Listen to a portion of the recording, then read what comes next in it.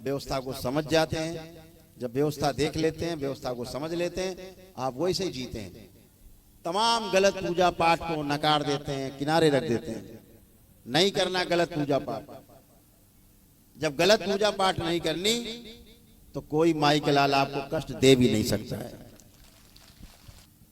ये दरबार का वचन है, आपको, आप सभी को वचन है। और जो जो वचन का पालन कर रहे हैं, यहाँ बैठे हैं, वो स्वस्थ होकर के बैठे हैं। गलत पूजा पाठ नहीं करनी। तमाम टोना टोटका, जादू टोना, झाड़ फूंक करके हम नरक में जाते हैं। आप उस नरक से बच गए हो, बाहर निकल आए हो। जो लोग फंसे हैं उनको निकाल के लाना है, ये हमारा धर्म है।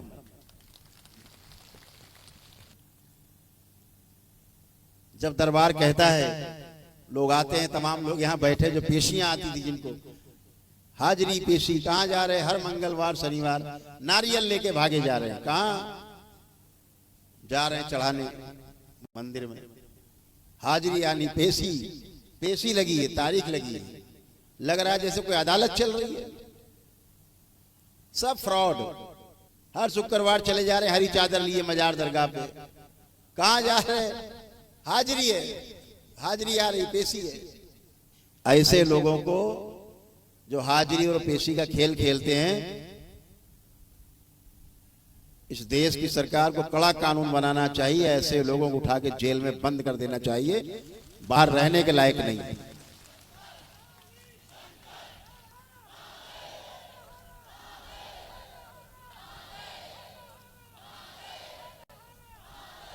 इस देश को टोना टोटका, जादू टोना, झाड़ फूंक की आवश्यकता नहीं।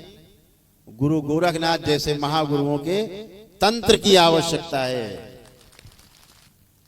तंत्र को समझो, व्यवस्था को समझो और अव्यवस्था से बाहर निकलो। अव्यवस्था क्या है? यही झाड़ फूंक, टोना टोटका, जादू टोना। बलि प्रथा, बलि देना। कहां दे रहे हैं? मां को बलि दिए दे रहे हैं। बकरा काटे दे रहे। बेचारा बकरे क्या दोष? बकरा कटा जा रहा बेचारा। अब बकरा अगली बार आदमी बनेगा, आप बकरा बनोगे, बकरा आपको काटेगा अगले जन्म।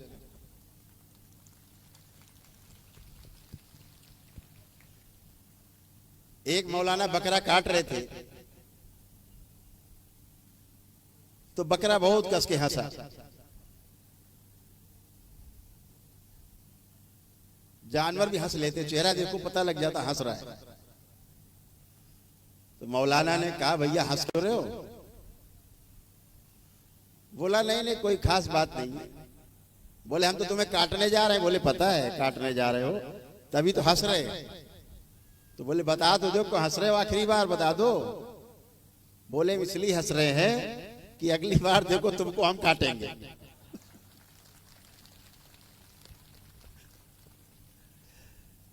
पिछली बार हमने तुमको काटा था, आज तुम हमें काट रहे हो और अगली बार हम तुमको फिर काटेंगे। ये खेल कभी बंद नहीं होता। ये कर्म भोग का खेल है, स्मृतियों का खेल है, कभी बंद नहीं होता। निरीह जानवर की हत्या धर्म के नाम पर करना। आपको मांस खाना है, कुछ भी खाना आप खाइए, इसमें कोई आपत्ति नहीं है। आप क्या खाते पीते आपका निजी अधिकार है। लेकिन धर्म के नाम पर हिंसा करना, यज्ञ के नाम पर हिंसा करना सबसे बड़ा धर्म के तृतीय अपराध है, बहुत बड़ा अपराध है। यही अव्यवस्था है। मां कभी किसी की बलि स्वीकार नहीं करती। सब मां के बच्चे हैं।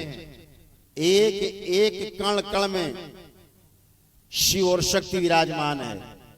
मां सबकी मां है। वो मां किसी की बलि नहीं लेती, किसी की हत्या करानी नहीं चाहती। दैत्य बलि लेते हैं। ये बलि जो आप देते हो, ये दैत्य बलि लेते हैं।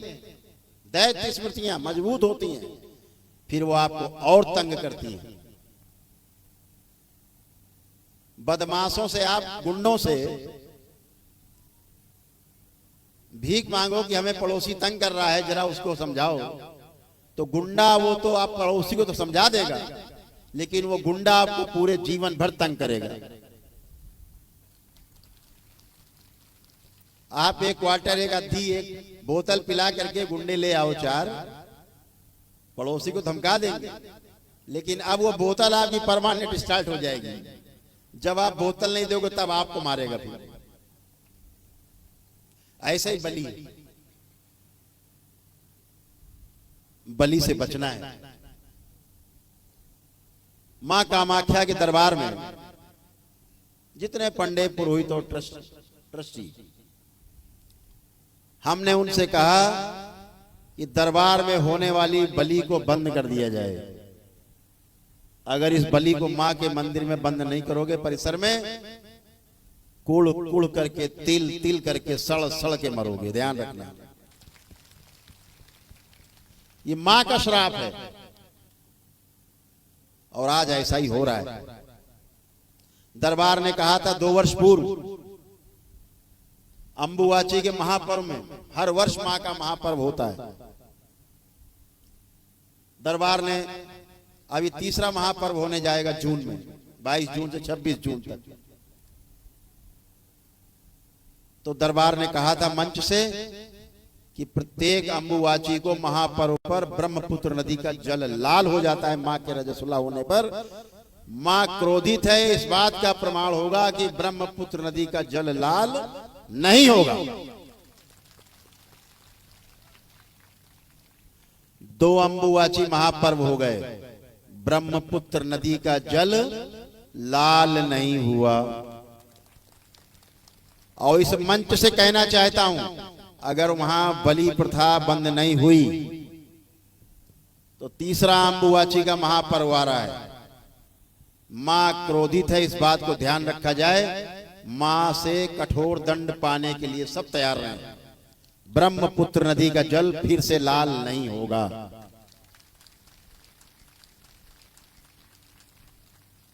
मां का श्राप है,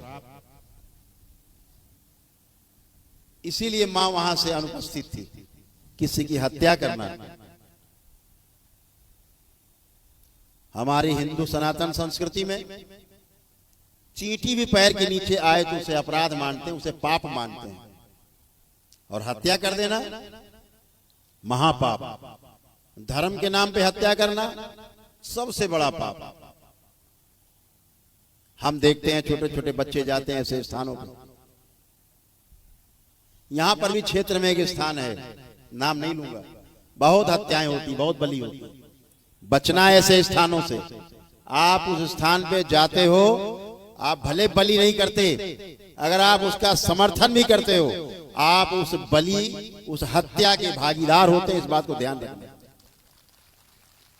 कानून भी यही कहता है, अगर आपके सामने हत्या हो रही है, आपके सामने अपराध हो रहा है, बार बार उसमें शामिल होते हैं, कानून आपको शामिल ही मानेगा अगर उस अपराध को आप छिपाएंगे। इस भौतिक जगत के कानूनों में और सूक्ष्म जगत के कानूनों में बहुत ज्यादा फर्क नहीं है, लगभग एक जैसे। तो बलि प्रथा से बचना है। जो हमारे समक्ष लोग आगे खड़े होते हैं, हम देखते हैं, दरबार दिखाता है कि कई जगह से कटा फटा इसका सूक्ष्म शरीर है। क्यों? इसके पुरखों ने, इसके पूर्वजों ने बलि कराई है, बलि दी है। मैं पूछता हूं, तुम्हारे यहाँ बलि होती थी? हाँ गुरुजी, बलि होती थी, बलि करते थे हमारे पूर्वज, पिताजी करते थे, हम ही कराए हैं। दरबार संकल्प कराता उन्हें कि अब कभी नहीं करेंगे। इस पर उन्हें क्षमा मिलती है और वो स्वस्थ होते हैं।